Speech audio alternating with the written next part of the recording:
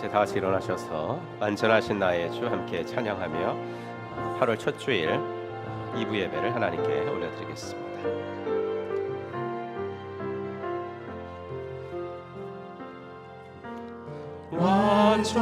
완전하신 나의 주 그의 길로 나 인도하소서. 행하신 모든 일 주님의 영광 다 경외합니다. 예배합니다. 찬양합니다. 주님만 날 다스리소서. 예배합니다. 찬양합니다. 주님 홀로 높임 받으소서. 사도신경으로 우리의 신앙 고백합니다. 전능하사 천지를 만드신 하나님 아버지를 내가 믿사오며 그 외아들 우리 주 예수 그리스도를 믿사오니 이는 성령으로 잉태하사 동정녀 마리아에게 나시고 본디오 빌라도에게 고난을 받으사 십자가에 못 박혀 죽으시고 장사한 지 사흘 만에 죽은 자 가운데서 다시 살아나시며 하늘에 오르사 전능하신 하나님 우편에 앉아 계시다가 저리로서 산자와 죽은 자를 심판하러 오시리라. 성령을 믿사오며 거룩한 공예와 성도가 서로 교통하는 것과 죄를 사하여 주시는 것과 몸이 다시 사는 것과 영원히 사는 것을 믿사옵나이다. 아멘.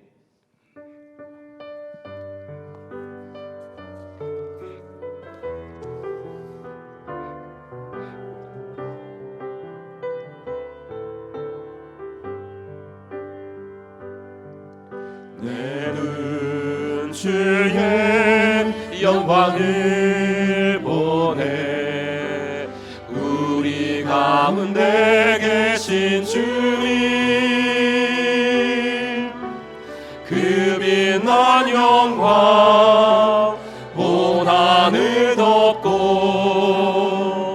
그 찬송 온 땅 가득해 주의 영광을 보내 찬송 가운데 서신 주님 주님의 얼굴은 온 세상 향하네 권능의 발을 드셨네 주의 영광 이곳에 가득해 우린 선의 주님과 함께 찬양하며 우리는 전진하리 모든 열방 주 볼 때까지 주의 영광 이곳에 가득해 우린 선의 주님과 함께 찬양하며 우리는 전진하리 모든 열방 주 볼 때까지. 우리는 세상으로부터 부름받은 하나님의 백성입니다. 또한 세상으로 보냄받은 그리스도의 제자입니다. 하나님을 기쁘게 찬양하는 예배자가 됩시다. 이웃을 열심히 구원하는 복음의 증인이 됩시다. 배움을 통해 그리스도를 본받는 성숙한 성도가 됩시다. 한몸된 교제를 나누는 건강한 지체가 됩시다.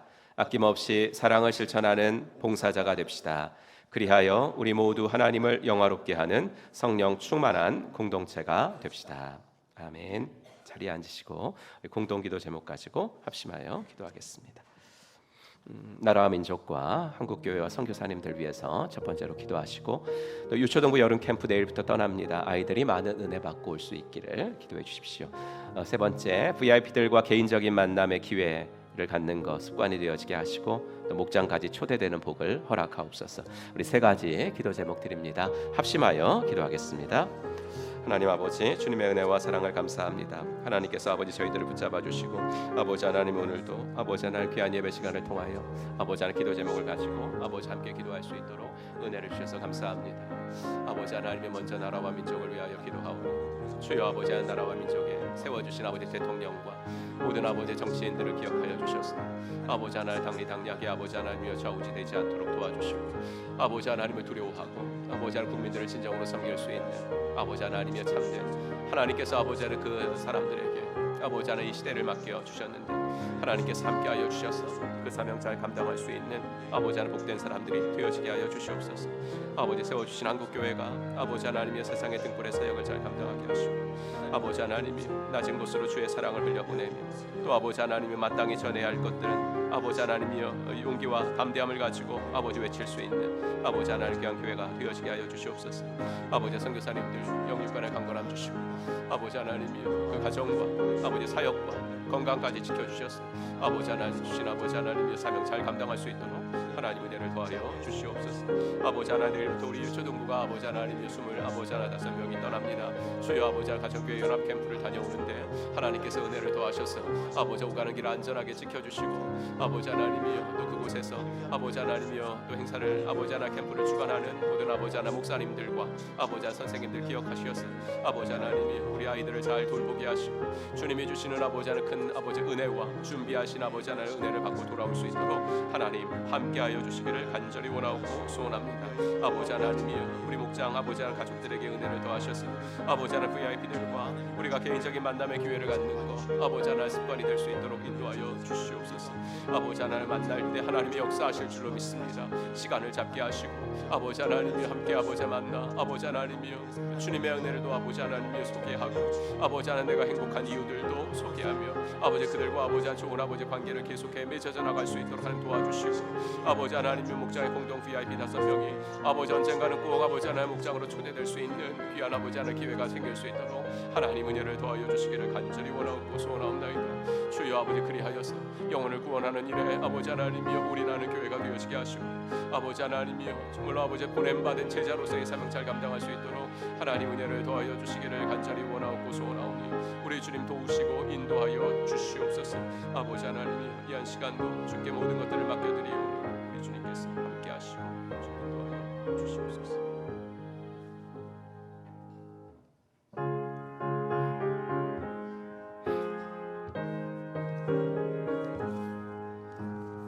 너 시험을 당해 죄 짓지 말고 너 용기를 다해 곧 물리치라. 너 시험을 이겨 새 힘을 얻고 주 예수를 믿어 늘 승리하라. 우리 구주의 힘과 그의 위로를 빌라. 주님 내 편에 서서 항상 도우시리. 내 친구를 삼가 잘 선택하고 너 언행을 삼가 늘 조심하라. 너 열심을 다해 늘 충성하고 온 정성을 다해 주 봉사하라. 우리 구주의 힘과 그의 위로를 빌라. 주님 내 편에 서서 항상 도우시리. 잘 이기는 자는 상 받으리니 너 낙심치 말고 늘 전진하라. 내 구세주 예수 힘 주시리니 주 예수를 믿어 늘 승리하라. 우리 구주 영광과 그의 위로를 빌라 주님 내 편에 서서 항상 도우시리. 아멘. 우리 함께 박수 치면서 함께 힘차게 찬양합시다. 나의 등 뒤에서, 나의 등 뒤에서 나를 도우시는 주, 나의 인생길에서 지치고 고나여 매일처럼 주저앉고 싶을 때 나를 밀어주시네. 일어나 걸어라 내가 새 힘을 주리니. 일어나 너 걸어라 내 너를 도우리. 나의 등 뒤에서 나를 도우시는 주, 영원히 길을 갈 때 보이지 않아도 지치고 고나여 넘어질 때면 다가와 손 내미시네. 일어나 걸어라 내가 새 힘을 주리니. 일어나 너 걸어라 내 너를 도우리.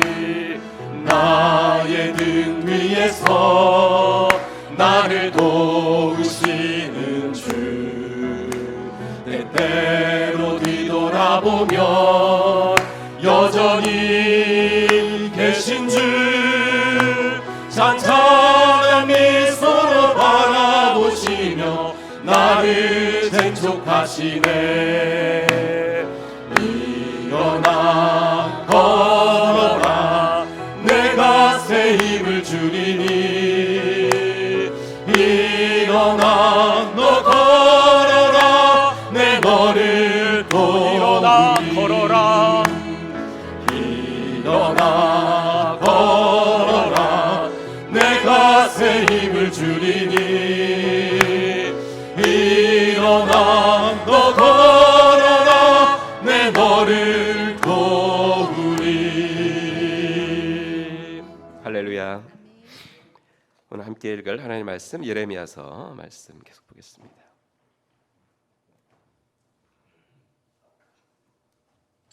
예레미야 42장 말씀. 예레미야 42장 4절부터 6절입니다. 한 목소리로 같이 읽겠습니다. 선지자 예레미야가 그들에게 이르되 내가 너희 말을 들었은즉 너희 말대로 너희 하나님 여호와께 기도하고 물은 여호와께서 너희에게 응답하시는 것을 숨김이 없이 너희에게 말하리라. 그들이 예레미야에게 이르되 우리가 당신의 하나님 여호와께서 당신을 보내사 우리에게 이르시는 모든 말씀대로 행하리이다. 여호와께서는 우리 가운데에 진실하고 성실한 증인이 되시옵소서. 우리가 당신을 우리 하나님 여호와께 보냄은 그의 목소리가 우리에게 좋든지 좋지 않든지를 막론하고 순종하려 함이라. 우리가 우리 하나님 여호와의 목소리를 순종하면 우리에게 복이 있으리이다 하니라. 아멘. 찬양하며 헌금 먹으라는 시간 갖겠습니다. 두 손 들고 찬양합시다. 두 손 들고 찬양합니다. 다시 오실 왕 여호와께 오직 주만이 나를 다스리네.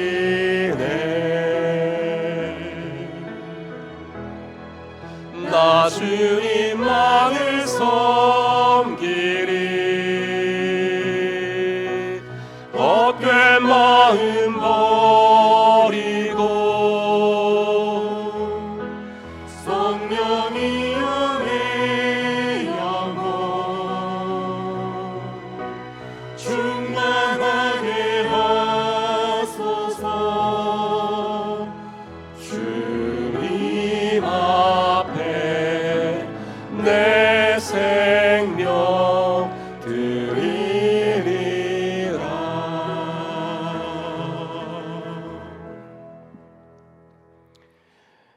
무더위 속에서 7월 한 달을 또 주의 은혜 가운데 보내고 8월 첫 주를 주님 앞에 올려드릴 수 있게 하신 것 감사합니다. 하나님께서 아버지 저희들에게 8월 한 달도 건강 주시고 아버지 하나님 우리들이 계획한 일들은 차질 없이 진행되어지게 하시고 또 아버지 하나님의 계획 밖의 일들이 일어날지라도 당황하지 않도록 도와주시고 기도하며 주님께서 주시는 지혜와 주님께서 주시는 용기를 가지고 잘 헤쳐나갈 수 있도록 하나님 인도하여 주시옵소서. 주님이 우리에게 허락하시는 것들은 다 좋은 것인 줄로 믿습니다. 아버지 하나님 돌아보면 아버지 하나님 주님의 은혜였고 아버지 때때로 뒤돌아보면 언제나 주님은 여전히 그곳에 계셨는 줄로 믿습니다. 아버지 하나님 신실하신 주님 믿고 8월 한 달도 승리할 수 있는 하나님의 사람들 되어지게 하여 주시옵소서. 아버지 하나님 이제 유초등부 아버지 하나님 성경학교와 아버지 하나님 싱글초원 수련회가 남아 있습니다. 하나님 내일부터 시작되는 유초등부 그리고 다음 주에 있는 아버지 우리 청년들 수련회 위에 은혜를 더하시어 아버지 하나님이여 청년의 때에 그리고 아버지 하나님이여 우리 아이들 때에 만나야 될 예수 그리스도를 인격적으로 만날 수 있는 복된 시간들 되어지게 하여 주시옵소서. 오가는 길 안전하게 지켜주시고 아버지 하나님 그곳에서 하나님이 예비하신 은혜가 충만히 거하는 복된 시간들 되어지게 하여 주시옵소서. 아버지 하나님 우리 성도님들 회사에서는 아버지 꼭 필요한 사람 될 수 있도록 도와주시고 아버지 하나님이여 경영하시는 사업이 있으면 아버지 나라의 경제가 아버지 많이 어렵지만은 하나님께서 아버지 하나님 그 사업체의 고센 땅에 축복을 허락하여 주시어서 아버지 하나님이여 그 사업이 번창할 수 있도록 도와주시고 아버지 하나님 주님께 영광 올려드리는 귀한 사업체가 될 수 있도록 하나님 은혜를 더하여 주시옵소서. 아버지 우리들의 삶의 주인이 오직 여호와 하나님임을 고백할 수 있도록 도와주시고 아버지 그곳에서 하나님의 아버지 일하심을 경험할 수 있는 아버지 주님의 백성들 다 되어지도록 은혜 더하여 주시옵소서.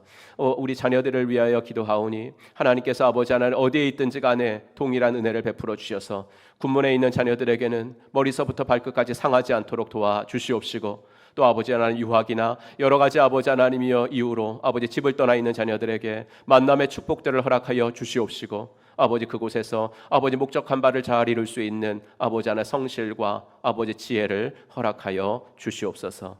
오늘도 귀한 헌금을 구별하여 드립니다. 이 예물이 쓰여지는 곳에 주의 영광이 드러나게 하시고 물질의 노예가 되는 일은 없도록 아버지 하나님 헌금 드리는 연습을 통하여 물질을 지배하며 살아가도록 인도하여 주시옵소서.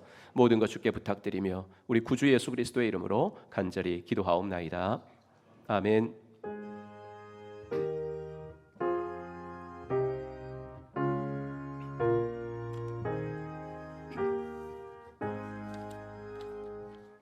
오늘도 2부 예배 나오신 여러분들 주의 이름으로 환영합니다. 함께 인사하죠. 하늘 복 받으세요. 이렇게 인사하겠습니다. 하늘 복 받으시기 바랍니다. 네, 하늘 복 받으시기 바랍니다. 네, 하늘 복 받으시기 바랍니다. 네, 감사합니다. 광고 말씀드리겠습니다. 유초등부 여름 캠프가 내일부터 수요일까지 가정교회 연합 여름 말씀 캠프로 있습니다. 장소는 금산 청소년 수련원이고요. 순종을 주제로 진행됩니다. 25명의 어린이, 6명의 선생님, 31명 다녀오는데 기도 부탁드리고요. 비상 연락처는 박희랑 목사님 전화번호 적어놨습니다. 내일 오전 10시에 단체 버스로 출발 교회에서 합니다. 싱글초원 여름 수련회는 8월 15일부터 17일까지 3일 동안 있고요. 청년이여 영적 감각을 회복하라라는 주제로 제가 인도합니다. 준비 기도회가 8월 5일부터 14일까지 또 오전 5시 반 정기 기도회 마친 다음에 청년들은 6시 2층에서 있습니다. 성도님들에게도 제가 중보 기도를 좀 부탁하고 싶어서 1층과 2층에 10개 그 기도 제목 이렇게 그 A3 용지로 붙여놨습니다. 여러분 좀 이렇게 찍어 가셔가지고 그 17일까지 좀 청년들을 위해서 좀 기도해 주시기를 부탁합니다. 다음 세대를 위한 특별 헌금도 여러분께서 수고해 함께 동참해 주셔서 감사합니다. 제7기 기도의 삶 세미나 4번 있는데요. 오늘 시작됩니다. 신청해 주신 22명 성도님들 감사드리고 오늘 오후 7시 본관 2층 미션홀에서 첫 수업이 시작됩니다. 준비물 단톡방을 통해서 확인해 주시고요. 함께 7시까지 나오시면 되겠습니다. 8월 1일 특세가 내일 오전 5시 30분 본당에서 있으니까 8월 한 달 맡기면서 기도하는 일에 참석해 주시기 바랍니다. 총목자 모임 이번 주 토요일 오후 5시 30분 있습니다. 그 교패가 이제 새롭게 좀 디자인돼 가지고 여러분들 그 필요하신 분들 찾아가실 수 있습니다. 한번 보여주시면요, 이렇게 정사각형으로 했고 디자인과 그 글씨는 노윤정 목녀님이 써주셨고 그것을 바탕으로 이제 컴퓨터 디자인은 이혜진 자매가 그 교환학생으로 가기 전날까지 저걸 하다가 갔습니다. 그래서 여러분들 그 이미 있으신 분들이 저 자석형입니다. 자석형. 그래서 여러분들 그 지금 있는 거 좀 빼고 저거 달고 싶으시면은 저거 다시고요. 교육자실에 3가지 색깔로 빛이 되어 있으니까 여러분 원하시는 거 가정당 하나씩 가져가시면 되겠습니다. 싱글트론 인스타그램도 좀 소개해달라 그래가지고요. 싱글트론 인스타그램 개설이 됐습니다. 그래서 1, 2층 게시판에 QR코드가 있으니까 여러분들께서 많이 팔로우해 주시고 청년들 또 격려하고 청년들 어떻게 또 요새 신앙생활 하는지 함께 좀 들여다봐 주시면 좋겠습니다. 교우 소식 목장 선택 김도옥 집사님 작은자 목장 선택하셨고요. 또 우리 포에버의 한기옥 우리 권사님 그 모친 또 장례식 잘 이렇게 치르시고 오셨습니다. 다시 한번 주님의 이름으로 위로합니다. 성감송 같이 해보도록 하겠습니다. 지난주 거 시작. 요한복음 15장 7절 말씀. 너희가 내 안에 거하고 내 말이 너희 안에 거하면 무엇이든지 원하는 대로 구하라. 그리하면 이루리라. 아멘. 외우신 분들 한번 외워보겠습니다. 시작. 요한복음 15장 7절 말씀. 너희가 내 안에 거하고 내 말이 너희 안에 거하면 무엇이든지 원하는 대로 구하라. 그리하면 이루리라. 아멘. 이번 주 겁니다. 같이 읽죠. 신명기 6장 4절 5절 말씀. 이스라엘아 들으라. 우리 하나님 여호와는 오직 유일한 여호와이시니 너는 마음을 다하고 뜻을 다하고 힘을 다하여 내 하나님 여호와를 사랑하라. 아멘. 감사합니다. 우리 찬양하시면서 호산나 찬양대 등단하시겠습니다. 하나님의 사랑이 당신의 삶 가운데 함께 우리 축복하며 찬양합니다. 하나님의 사랑이 당신의 삶 가운데 가득하기를 축복합니다. 하나님의 은혜가 우리 가운데 가득하길 기도합니다.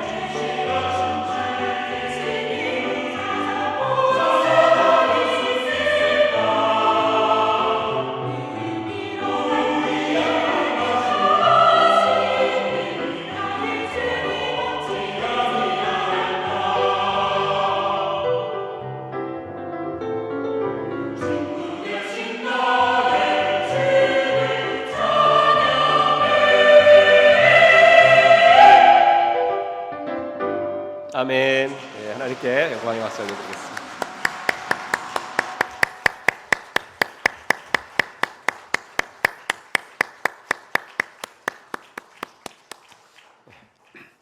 죄침 맡은 우리 구주, 네, 늘 우울하게 불렀는데 네, 경쾌하게 너무나 감사합니다. 오늘 성경 공독은 42장 4절, 5절, 6절을 읽었지만 실제 본문은 39장부터 44장까지 6장 가지고 6장 가지고 설교해 보기는 처음인데 오늘은 그 6장에 걸쳐서 펼쳐지는 예루살렘 멸망 이후의 대서사를 좀 말씀드리면서 불타서 잿더미가 된 도성과 수많은 사람의 죽음 속에서도 하나님 여전히 일하고 계시고 자기 백성들에게 은혜 베푸시는 분이다라는 걸 살펴보겠습니다. 예루살렘은 망해도 하나님이 하시는 일은 망하지 않고 면면이 이어졌듯이 우리의 인생에도 인간의 눈으로 보면 흥하는 일도 있고 쇠하는 일도 있지만 하나님의 은혜는 변함없이 이어지고 있으니까 그런 하나님 앞에서 우리는 어떤 자세와 태도를 가지고 살아가야 되는가, 여기에 대해서 잠시 말씀드려 보겠습니다. 유다의 마지막 왕 시드기야 11년 연도로 말하면 BC 587년입니다. 마침내 예루살렘이 함락됐습니다. 역사 속 독재자들이 흔히 그러듯이 시드기야도 그날 밤 야밤을 틈타 성 밖으로 도망칩니다. 하지만 그리 멀리 가지는 못하고 바벨론 군대에게 잡히죠. 바벨론 군대는 왕 느부갓네살이 있는 곳까지 시드기야를 끌고 옵니다.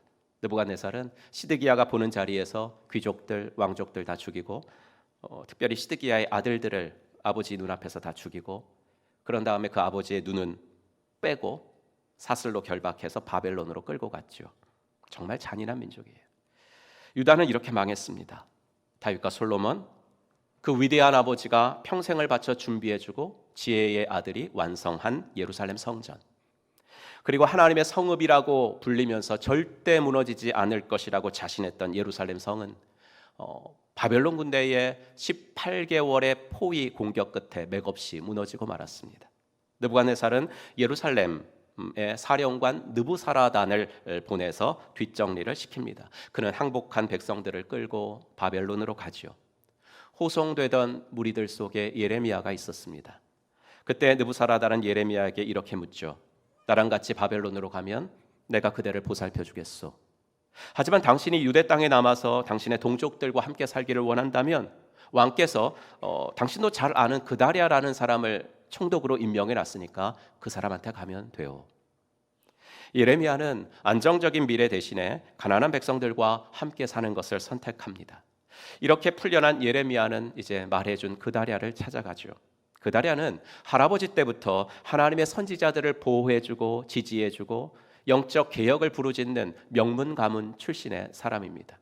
바벨론에 항복하는 길만이 우리가 살 길입니다라고 평생을 외쳤던 예레미야와 같은 노선을 걷고 있었던 사람입니다.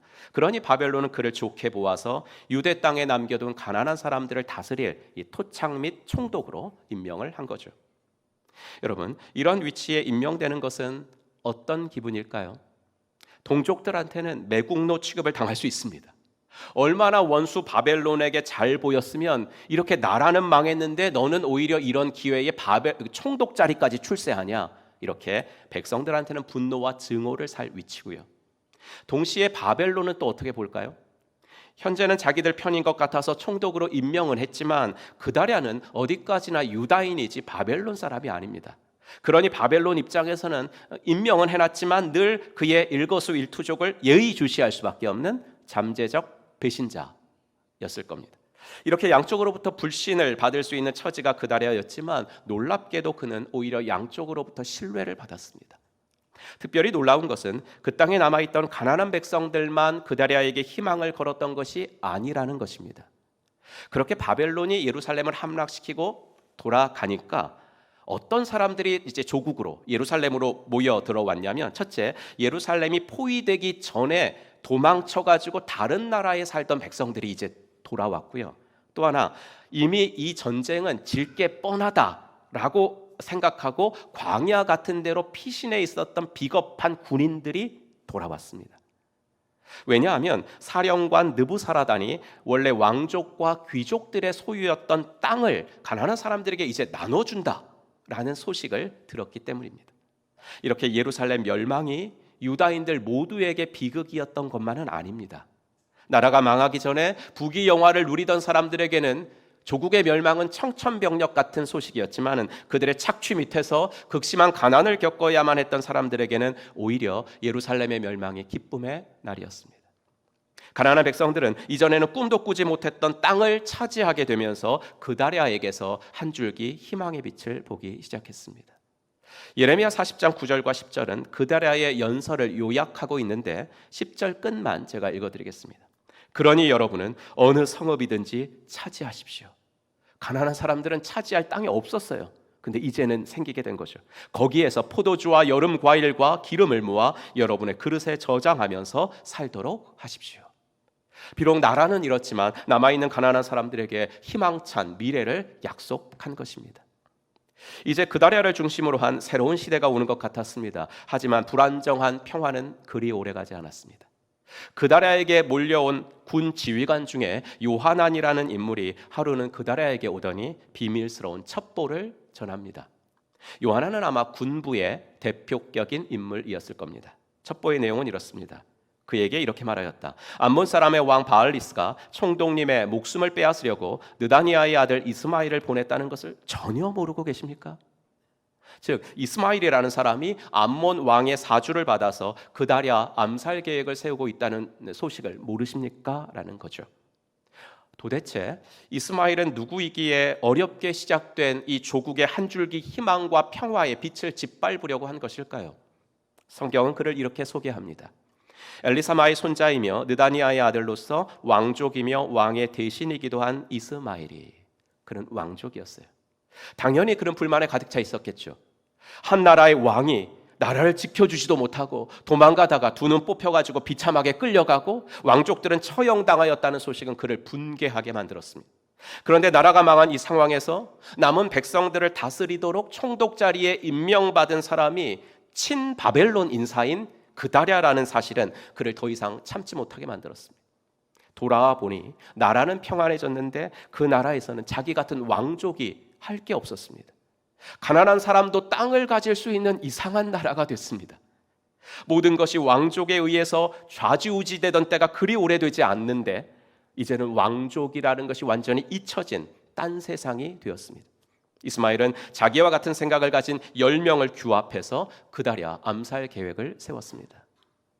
요하나는 이런 사태가 벌어지기 전에 자기가 이스마엘을 제거해 드리겠다라고 그다랴에게 제안을 합니다. 하지만 그다랴는 요하나의 말을 믿지 않았습니다. 그럴 리가 없어요, 이럽니다. 그다랴는 모처럼 찾아온 조국의 평화가 피비린내 나는 내부자들의 암투로 깨질 수도 있다고 생각해서 요하난 그렇게 하지 마세요 라고 말합니다. 사실 요하난이 이스마엘 제거를 손수하겠다고 나선 이유는 그다랴를 보호해주고 백성들을 보호해주려고 그랬을 수도 있지만 그것보다는 그다랴 사후에 자신의 최대의 라이벌이 될 수 있었던 이스마엘을 미연에 제거하려고 그랬다 하고 보는 것이 훨씬 더 타당합니다. 한 주석가는 그다랴에 대해서 이렇게 적어 놓았죠. 그다랴는 개인적인 진정성과 관대함은 있었지만 치명적인 안일함과 잘못된 신뢰를 비극적으로 결합한 인물 같다. 아주 유명한 주석가인데 아주 성격 파악을 잘했습니다. 그다랴는 요하난의 말을 들었으면서도 자신에게 온 이스마엘 일행과 저녁 식사까지 합니다. 왕족이라고 배려해 줬는데 그 배려해 준 식사 자리가 피로 얼룩지고 말았습니다. 이렇게 잠깐이나마 평화로웠던 희망 가득했던 그다랴의 시대는 막을 내렸습니다. 좋은 통치자는 그의 존재를 백성들이 느끼게 하지 못한다 라는 말이 있습니다. 좋은 통치자는 그의 존재를 백성들이 느끼게 하지 못한다 라는 말이 있는데 그다랴는 그렇게 무참하게 살해됐지만 이스마엘이 그다랴를 죽인 지 이틀이 되었어도 이를 아는 사람이 없었을 만큼 그다랴의 통치는 평화적이었습니다. 이스마엘의 만행은 여기서 끝나지 않았습니다. 그 뒤로 이스마엘은 평범한 시민들까지 학살합니다. 그런 후에 남은 백성들을 데리고 암몬으로 넘어가죠.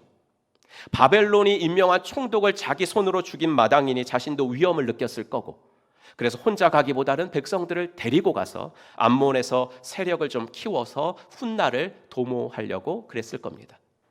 유다 백성들이 정말 불쌍합니다. 그다랴라는 사람 중심으로 나라가 안정되어 간다는 소식을 듣고 이제 피난 갔던 곳에서 돌아와서 이제 예전에 누리던 못하던 자유를 좀 누리고 있는데 예상치 못한 악질이 나타나가지고 이번에는 그 악질의 손에 붙잡혀 또다시 고국을 떠나게 되었기 때문입니다. 하지만 이스마엘의 계획은 자기 뜻대로 되지 않았습니다. 그가 벌인 이 참극은 요하난과 다른 군부 지휘관들의 귀에 들어갔고 그들은 이스마엘을 추격하기 시작을 했습니다. 탐욕스러운 왕족이 훈련된 군대를 이길 수는 없습니다. 이스마엘의 사람들은 요하난에게 대패했고 이스마엘은 겨우 목숨을 구한 채 암몬으로 도망갑니다. 이제 그다랴의 시대에서 이스마엘의 잠깐 동안의 정변을 거쳐 요하난이 백성의 실질적 지도자로 부상을 했습니다. 그는 지금까지 말씀드린 스토리에서 비춰진 것처럼 정보에도 빠르고 현실 정치에 능한 군인이었습니다. 그다랴에게 이스마엘의 암살 계획을 알리기도 하고 자기가 먼저 이스마엘을 처단하겠다는 충성까지 보였던 군인입니다. 요하난은 지금 유다 땅에서 계속 사는 것은 목숨을 거는 일이다라고 판단을 했습니다. 그래서 그는 남은 백성들을 이끌고 애굽으로 내려가기로 결정을 하고 베들레헴 근처까지 이제 갔습니다. 백성들로서는 세 번째 피신인 거예요.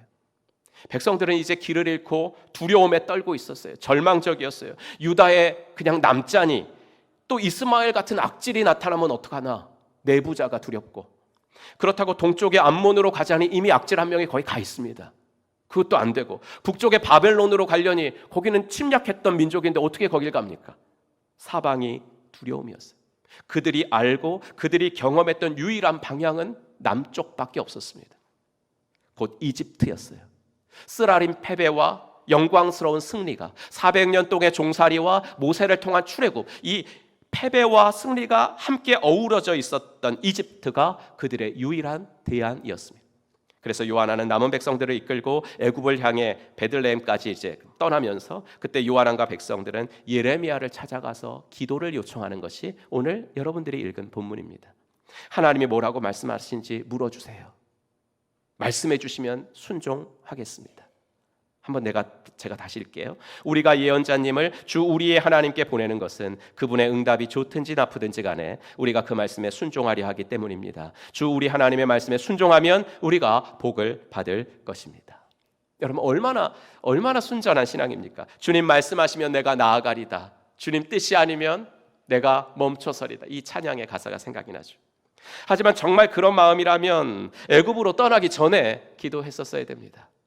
애굽으로 떠나기 전에 하나님께 물었어야 됩니다. 떠나야 됩니까? 말아야 됩니까? 그런데 그들은 애굽을 향해 벌써 떠났습니다. 많이 갔습니다. 그런 상태에서 이런 기도를 합니다. 자기 뜻대로 이미 다 했는데 계속 그렇게 하려니까 약간은 찜찜하고 약간은 불안하고, 그래서 하나님께 기도는 해야 되지 않나 하는 생각이 들었을지 모릅니다. 그들에게는 자신들의 결정과 판단에 주님의 사전 허락이 필요한 것이 아니라 주님의 그저 추후 동의, 좀 동의해 주세요. 우리 뜻대로 할 거니까 주님도 동의해 주세요. 이것만이 필요했던 겁니다. 그들은 순종의 다짐은 했을지 모르나 순종의 삶은 살지 않았던 사람들입니다. 예레미야는 그들의 부탁대로 기도했고 하나님의 응답은 왔습니다만 바로 오지는 않고 열흘 만에 왔습니다. 하나님은 그들에게 두 가지 선택지를 주십니다. 하나는 유다 땅을 떠나지 않는 겁니다. 비록 아직도 전쟁의 상흔이 도처에 보여서 아프고 생활하기 불편하고 또 언제 전쟁이 날지 두려운 곳이지만 너희가 이 땅을 떠나지 않는다면 나도 내 마음을 돌이켜서 너희를 세우고 헐지 아니하고 너희를 심고 뽑지 아니할 것이다. 이런 약속을 주십니다. 그러나 너희가 말하기를 이집트 땅으로 들어가야만 전쟁도 겪지 않고 비상나팔 소리도 듣지 않고 거기는 먹을 것이 없어서 굶주리지 않아도 되니 그리로 가서 거기에서 살겠다라고 한다면 그 선택은 당신들이 저지른 일들 중에서 가장 치명적인 실수가 될 것입니다. 이렇게 이야기하죠. 너희들은 두려움을 피해서 애굽으로 가려고 하는 것이겠지만 너희 고집대로 그렇게 하면 너희가 두려워하는 칼이 거기까지 따라갈 거다. 너희는 두려움을 피해서 가지만 두려움이 거길 따라갈 거고 너희는 기근을 피해서 가지만 기근이 거기까지 따라가서 너희들을 죽일 것이다 라고 이야기를 합니다. 이 말씀까지 다 들은 요하난 일행은 드디어 본색을 드러냅니다. 처음에는 하나님의 뜻을 여쭈어 달라고 부탁했던 겸손함이 있었는데 그게 온데간데 없습니다. 왜요? 자기가 듣고 싶은 것을 예레미야가 말을 안 해주니까. 예레미야 너는 거짓 선지자야, 너는 친바벨론 분자야 라고 몰아붙입니다. 요하나는 결국 자기가 원하는 대로 애굽으로 내려갑니다. 예레미야도 또 붙잡혀서 함께 애굽으로 내려갑니다. 여러분, 애굽으로 내려가는 예레미야의 모습에서 우리 머릿속에 자동적으로 떠오르는 한 인물이 있습니다. 모세입니다.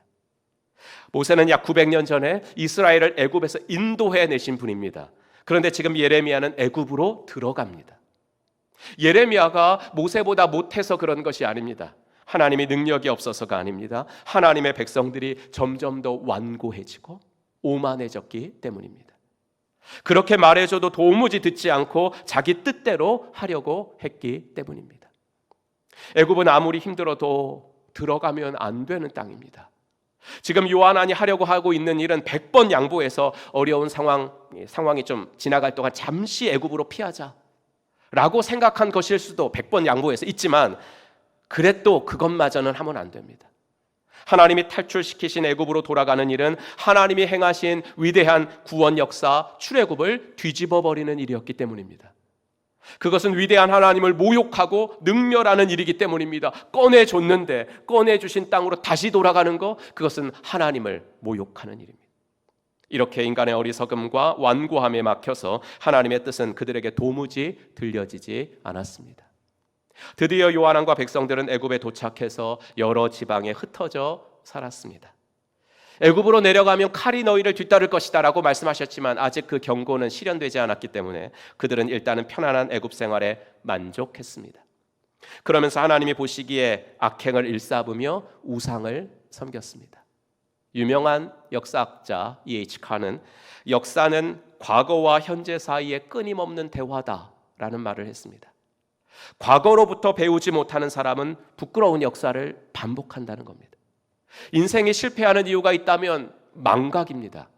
자랑스러운 과거만을 기억하는 것이 아니라 부끄러운 과거도 기억해야 역사는 퇴보하지 않습니다. 그래서 예레미야는 계속해서 말한 겁니다. 잊었느냐? 벌써 잊었느냐? 너희는 유다 땅과 예루살렘 거리에서 저지른 너희 조상의 죄를 벌써 잊었느냐? 그리고 유다 왕들의 죄와 왕비들의 죄와 너희의 죄와 너희 아내들의 죄를 다 잊었느냐 벌써? 너희들이 우상을 섬겨서 하나님의 바벨론의 손에 의해서 너희들을 심판하신 것을 벌써 잊고 또 애굽에 와서 편하다고 우상을 섬기고 있느냐라고 이야기하죠. 그러자 그들은 해괴한 논리를 들고 나옵니다. 우리가 하늘의 여왕에게 분향하고 그 앞에 전제드리던 것을 패한 후부터는 모든 것이 궁핍하고 칼과 극일에 멸망을 당하고 되는 일이 하나도 없었습니다.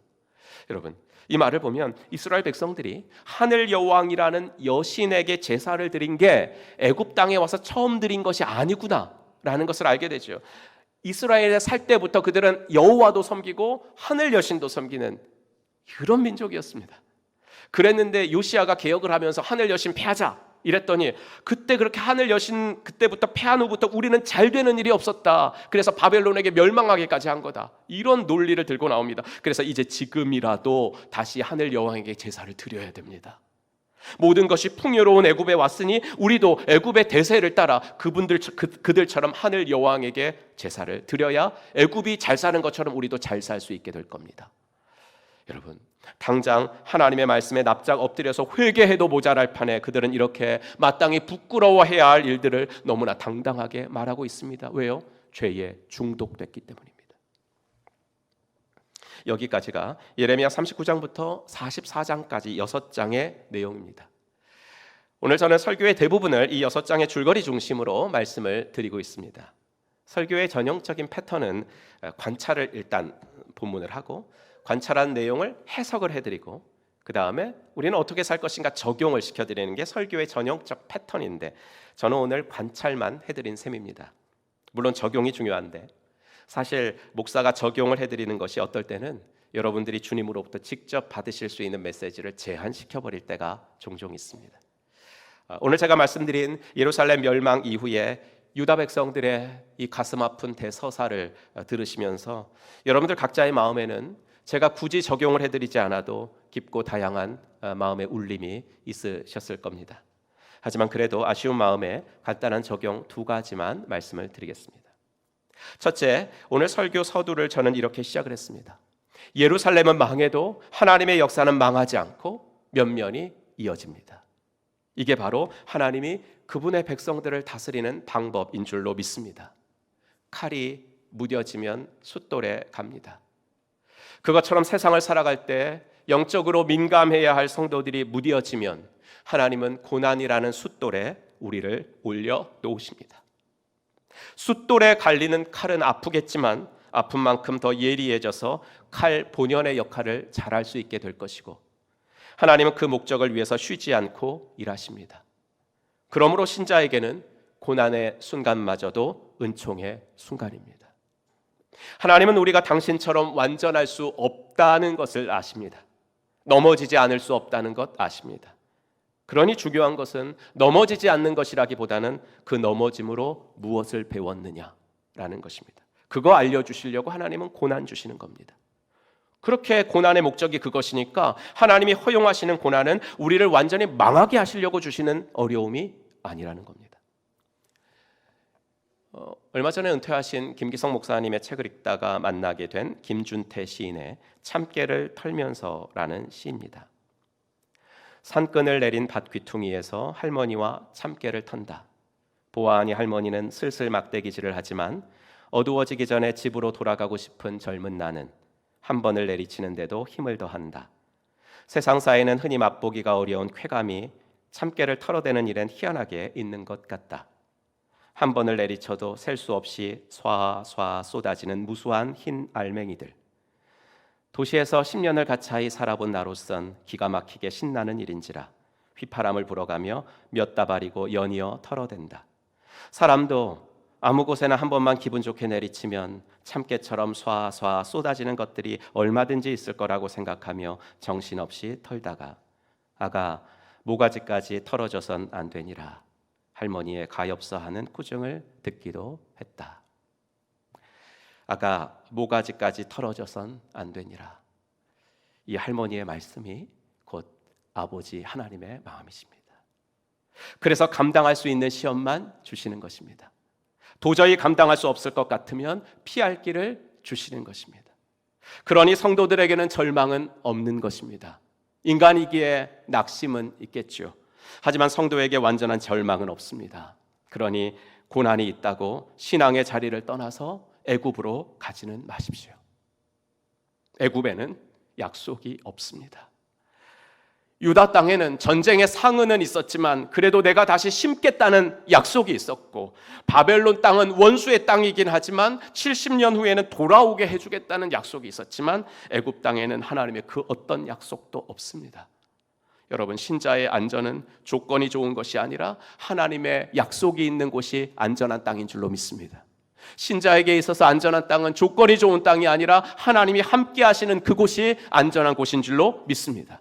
이스라엘 백성들에게 그곳이 유대 땅이었다면 우리에게 그곳은 바로 우리가 발 디디고 서 있는 이 현실, 이 순간인 줄로 믿습니다. 아무리 힘들어도 지금 여기에 하나님이 우리와 함께 계시니까,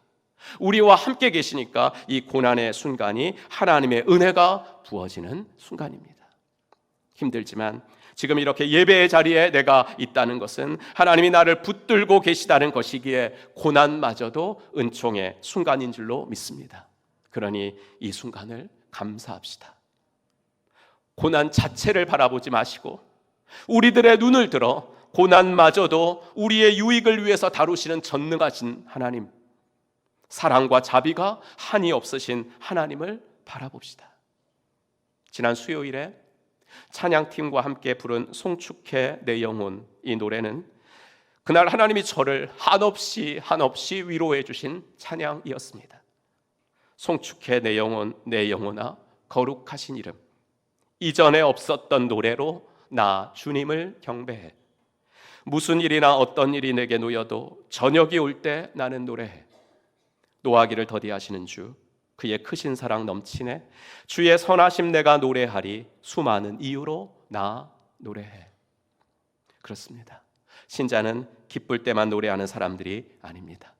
욥의 고백처럼 하나님은 성도로 하여금 저녁에, 밤중에 노래하게 하십니다. 무슨 일을 만나도, 어떤 일이 내 앞에 놓여도, 캄캄한 밤처럼 앞이 보이지 않을 때도 하나님은 우리로 하여금 이렇게 노래하게 하시는 분이신 줄로 믿습니다. 시편 42편 11절의 다윗의 노래를 우리 함께 읽어보겠습니다.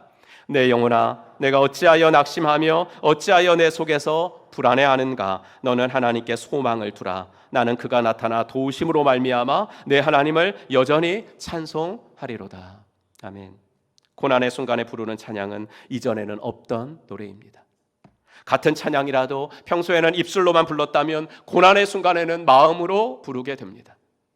이전에는 당연하다고 생각했던 것들이 고난의 순간에는 감사할 수많은 이유가 되어 노래하게 됩니다.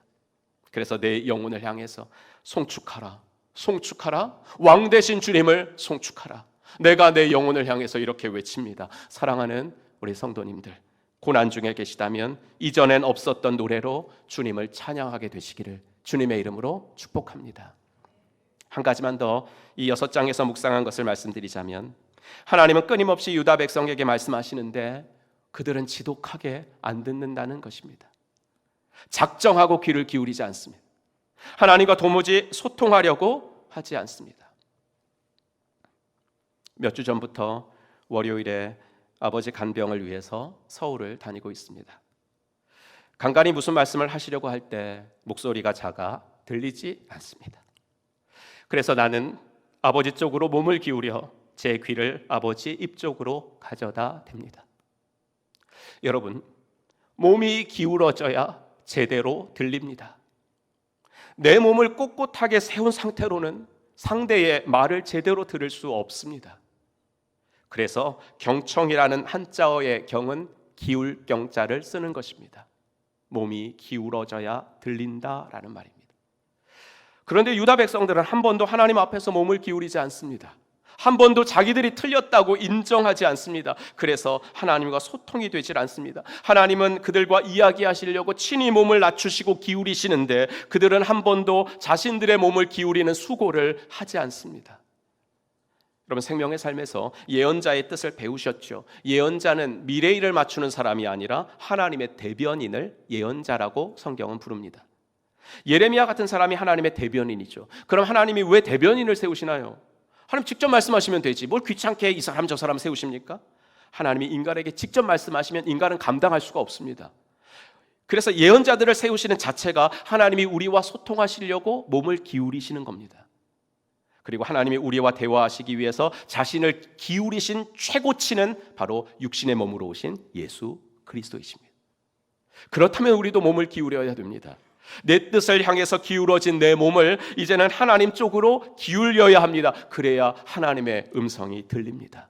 요한안처럼 내 뜻을 따라 다 결정해놓고 하나님의 제가만을 바라는 기도 습관을 이제는 버리고 꼿꼿이 선 내 몸을 하나님의 뜻을 향해서 자꾸만 기울이는 연습을 해야 합니다. 그래야 하나님의 음성이 들립니다.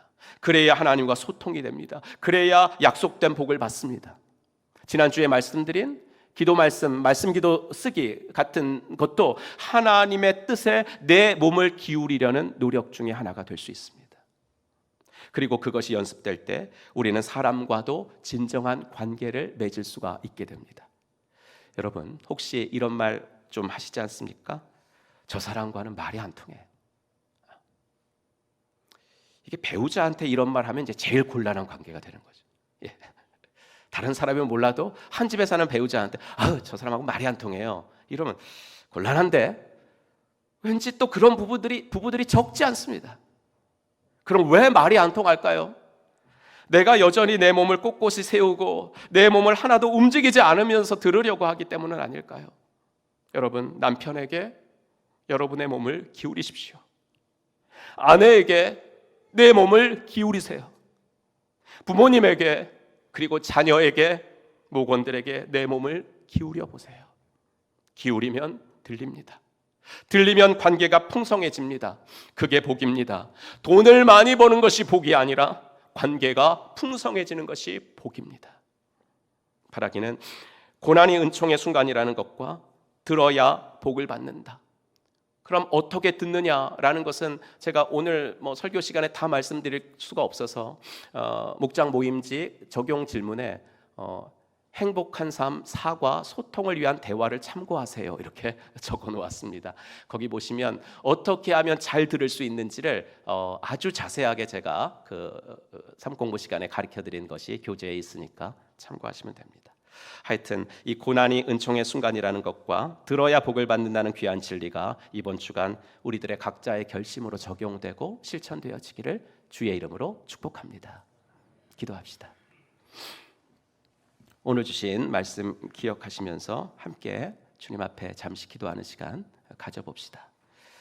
하나님, 고난이 은총의 순간임을 믿습니다.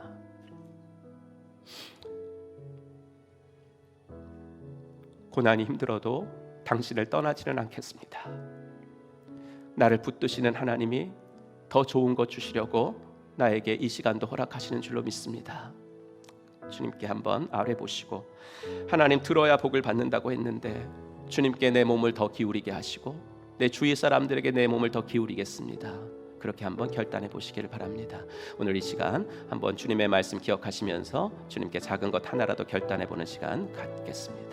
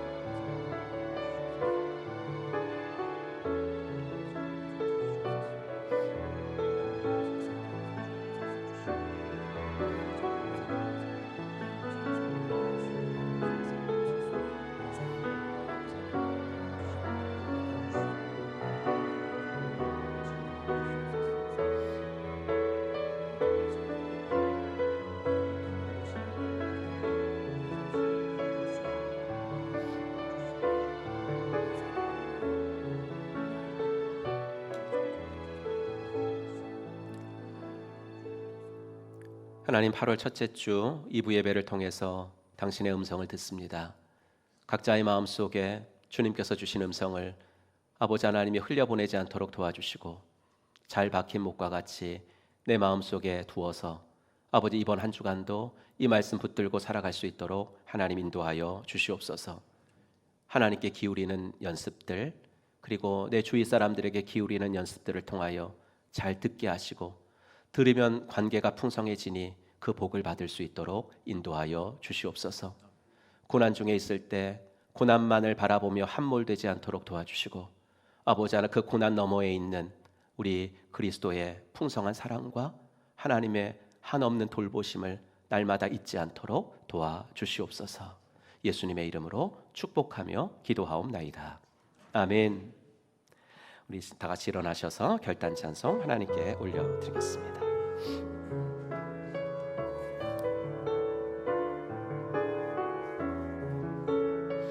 하나님의 부르심에는 하나님의 부르심에는 후회하심이 없네. 내가 이 자리에 선 것도 주의 부르심이라. 하나님의 부르심에는 결코 실수가 없네. 나를 부르신 하나님의 신실하심을 믿네. 작은 나를 부르신 뜻을 나는 알 수 없지만 오직 감사와 순종으로 주의 길을 가리라. 때론 내가 연약해져도 주님 날 도우시니 주의 놀라운 그 계획을 나는 믿으며 살리. 날 부르신 뜻 내 생각보다 크고 날 향한 계획 나의 지혜로 측량 못하나 가장 좋은 길로 가장 완전한 길로 가슴에 두 손을 높이 들고 주님을 찬양합니다.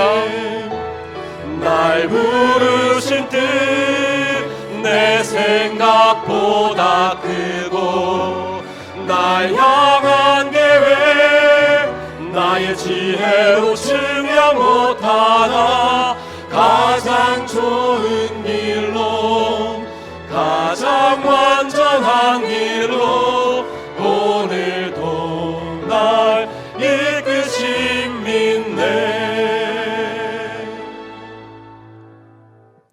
이제는 허물과 죄로 영 죽었던 우리들을 십자가 구속으로 다시 살려주신 우리 구주 예수 그리스도의 은혜와 아들을 이 땅에 보내신 하나님의 지극하신 사랑하심과 성령 하나님의 감화 감동 위로 충만하심이 고난의 순간을 겪을 때라도 오늘 부른 찬양처럼 하나님은 우리를 완전하고 가장 좋은 길로 이끌어 주신다는 거 아버지 하나님 한순간도 아버지 의심하지 아니하고 주님 뜻대로 살아가겠습니다. 아버지의 말씀대로 순종하며 살아가겠습니다. 고백하며 돌아가는 사랑받는 당신의 자녀분들 머리 위에 이제로부터 영원토록 함께 있을지어다. 아멘.